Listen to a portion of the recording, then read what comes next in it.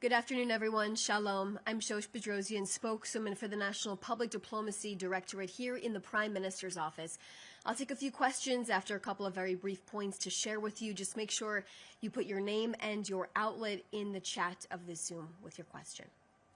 It is Thursday, October 30th, and today is day 755 since Hamas started the war in Gaza and when our hostages were first kidnapped by Hamas terrorists.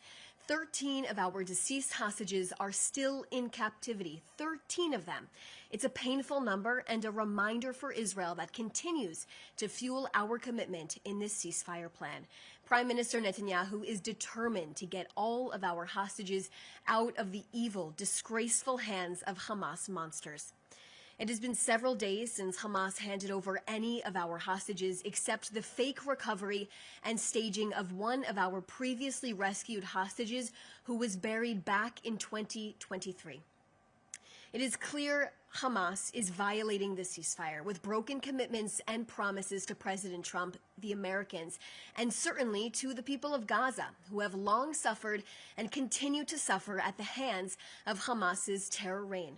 13 bodies must come home for a proper, dignified burial, which is exactly what Hamas signed up for when they agreed to this deal.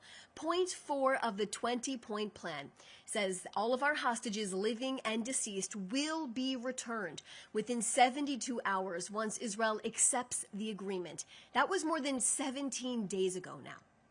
I don't have to tell you Hamas violated the ceasefire agreement over and over again. Qatar's prime minister even called it a violation when Hamas attacked our soldiers and killed one of them just the other day. There are no excuses for Hamas, a terror organization that is designed to annihilate the state of Israel, its allies who believe in strong democratic values, and those in the West. Thankfully, our strong and committed partners in the United States understand this and have helped the Prime Minister implement a plan to dismantle and disarm Hamas.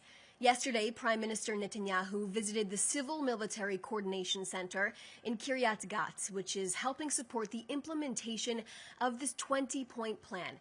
The Prime Minister spoke with CENTCOM Commander Admiral Brad Cooper and with General Patrick Frank, explaining he was impressed by the joint Israeli-American effort to advance the current framework here. It is an accomplishment to reach this historic moment of having our American friends in Kiryat Gat, the Prime Minister explained yesterday, as both Israel and the United States are working to ensure the plan achieves a different type of Gaza, a Gaza that no longer poses a threat to Israel. Prime Minister Netanyahu reaffirmed that Israel's foremost priority is security.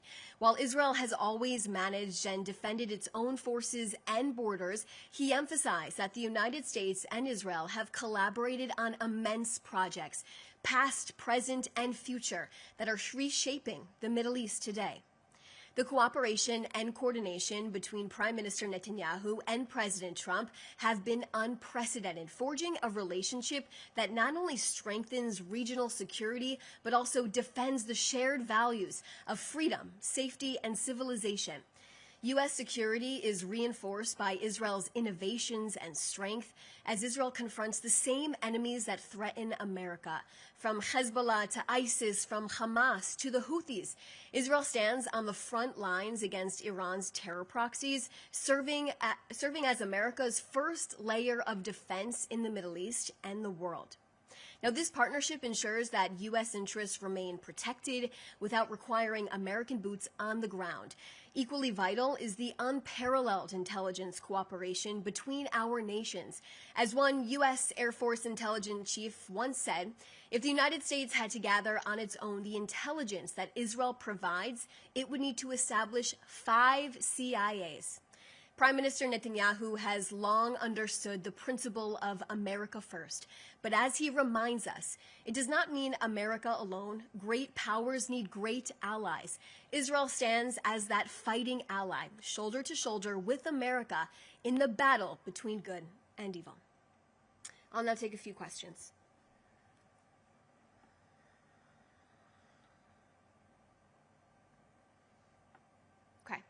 First question from Joel Pollack, Breitbart News. Tucker Carlson is a prominent conservative content creator in the United States. close to President Donald Trump and Vice President J.D. Vance. He recently interviewed anti-Semite and white supremacist Nick Fuentes. Should Trump and Vance distance themselves from Tucker Carlson? Well, first off, anti-Semitism is disgusting. There should be no platform for it. There should be no opportunity